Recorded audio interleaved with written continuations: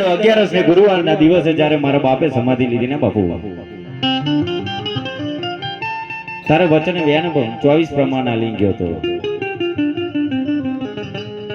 સાહેબ મારું તારું આ જીવનની અંદર કોઈ દાડો કરશો નહીં. મારું તારું કોઈ દિવસ જીવનની અંદર કરશો નહીં. હું એક છત્રીનો દીકરો છું. જો ક્ષત્રિયના છોરાને જો નાત જાત ભેદભાવ આવે ને તો એને ધિક્કાર છે બાપુ. આને ક્ષત્રિય કેવો બાપુ.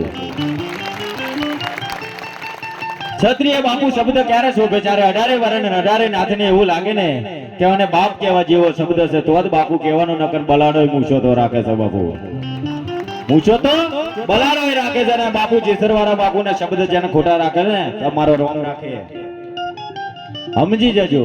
મને કઈ મારો ઇતિહાસ બનાવવા હું બેઠો નથી બાપુ. આ નાની ઉંમર મેં જો જીવન આ ખોરીઓ જો દાન કરી દીધી હોય ને તો આ સમાજ માટે કરી દીધું છે, નકર કોઈના માટે નહીં.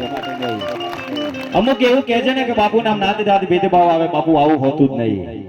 એ તો ખદેડાવા બાપુ ને પાડવા માટે લોકો મારી વાતો કરી ખાય. અહીં કેટલા વીએ હો થાય તારે ખબર પડે. બોલી તો જાને બાપુ. આપણો નજીકનો ઇતિહાસ છે કે નારાયણ બાપુએ આજે પુણ્યમતી નારાયણ બાપુના ધામની અંદર કઈ બાપુ એવા કઈ પરમાત્મા નતા. આપણા જેવા પુરુષ હતા, મનુષ્ય હતા, પણ બાપુ એક ભગવાન જેવું રૂપ ધારણ કરી અને ભગવાન જેવો લોકોને આંખો નથી, આંધળાનો આંખો હલાવડાઈ આજે જગત જોતા થયા છે.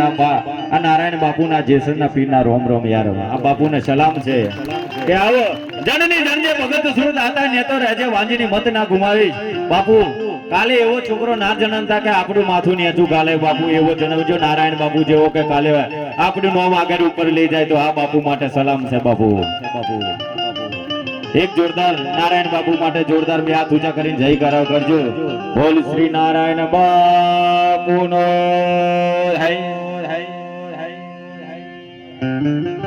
બાપુ. જ્યારે એવાય પણ એક એડ મૂકવા જતા છે ને તો દૂધ મેં કોરા કાઢવા વાળા તો એ પણ છે એમના સમાજમાં હોય હશે ને.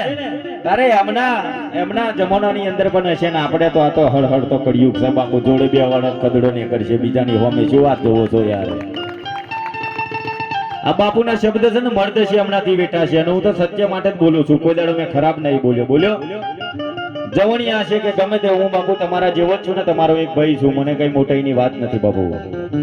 પણ તમે મર્દ છો, હાવજ જેવા છો. આપણે કોઈને નમવાની જરૂર નહીં બાપુ. નમવું હોય ને તો સાથી ઠોચીને કહી દઉં છું મા બાપના ચરણોની અંદર 4 ધામની યાત્રા છે, એમને પગે પડજો. બીજા કોઈને જરૂર નહીં. આ માઇકોંગલો પગે પડી શું કાંઈ ફાયદો છે બાપુ? જેને મા બાપ ને એવું ઓળખ્યા ને જગતની અંદર એને કાંઈ જોયું નથી. આવું મા બાપ માટે બોલે તો પેલો ખટકે. મન નહીં ખબર એ કઈ બાપ નો છે. હા, સત્ય બોલવા માટે બાપુને સેન્ટરમાં જવું પડશે તો વટતી જશે.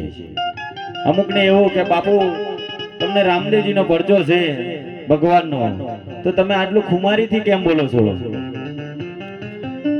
જો બાપુ પ્રેમથી જો સમજી જતા હોત ને તો પાકિસ્તાનની બોર્ડર પર ઇન્ડિયન આર્મી પણ ના મિલવી પડોત. એટલે આ રાણા જીતે છે બાપુ. એટલે પડકારો મારે છે. ભગવાન શ્રી કૃષ્ણ પરમાત્માને પણ સુદર્શન ચક્રની જરૂર કઈ હતી બાપુ? એ તો પરમાત્મા હતો પણ એમના સતયુગની અંદર પણ રાક્ષક હતો. તારે એટલે સુદર્શન રાખવું પડ્યું. તો આપણે જુબાન પર રાજપૂતાની એક બોલી એવી રાખો તો કાલે ખબર પડે કે જેટલા વીએ હો થાય નકર આપણને બીવડાઈ જશે લોકો યાર. એટલે કહું છું કે તમે વાઘ છો તો વાઘની જીવે રહો.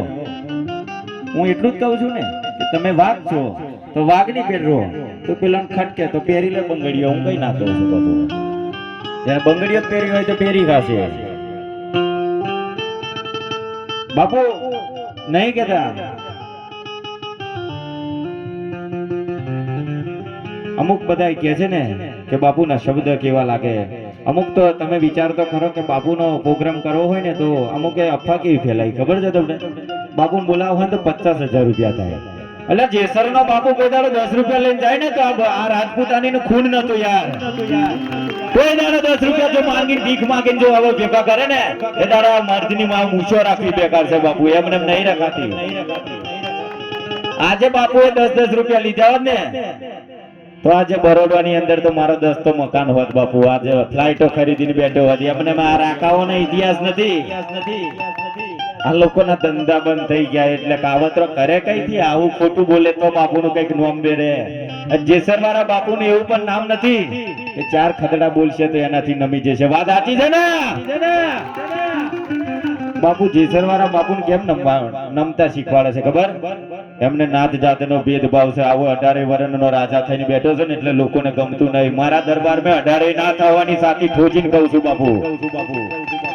જે દાડે 18 વર્ષ 18 નાચ કે કોઈ ભેદભાવ જો મારો સેવક કઈ કરે ને એ દાડે મને કહેજો કે બાપુ તારા શબ્દ ખોટા હતા બાપુ. જેસર મેં આવો ને રાજપૂતાનો કરી 24 કલાક ખુલ્લું છે બાપુ. ફ્રીજ માંથી પાણી કાઢીને પી લેજો. જો મારું માવતર એવું કહી જાય ને કે બેટા તું કેમ કાઢીને પી રહ્યો તો આ ભક્તિ કરવી બેકાર છે બાપુ. એમને એમ નહીં ભક્તિઓ કરાતી. પૈસો માટે તો બધાય ભક્તિઓ કરતા છે બાપુ. એક જલારામ બાપુ પણ હતો યાર. પુણ્યના માટે સતના માટે પોતાની પત્ની પણ દાન કરવી પડી. એમને માવો સત્ય હોવો જોઈએ, સમાન પુરુષ હોવો જોઈએ બાપુ.